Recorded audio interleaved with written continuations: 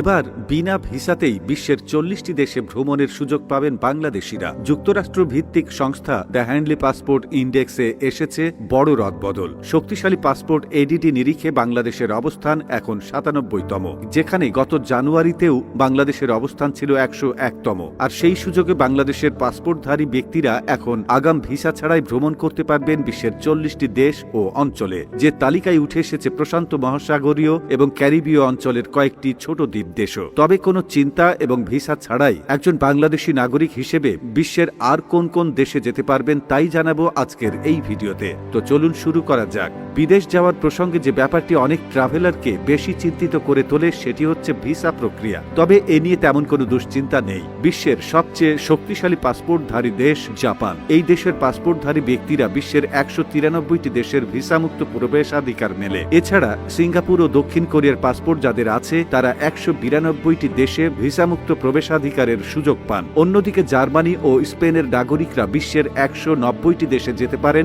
আগাম ভিসা না নিয়েই। আর সেই দৌড়ে খুব একটা এগিয়ে না থাকলেও বাংলাদেশ যতগুলো দেশে আগাম ভিসা ছাড়াই প্রবেশ করতে পারেন সেই সংখ্যাটাও এখন একেবারে কম নয়। সম্প্রতি বিশ্বের পাসপোর্টগুলোর র্যাঙ্কিং প্রকাশ করা যুক্তরাষ্ট্র ভিত্তিক সংস্থা দ্য হ্যান্ডলি অ্যান্ড পার্টনার্স এর এক সূচকে উঠে আসে এমনই এক তথ্য।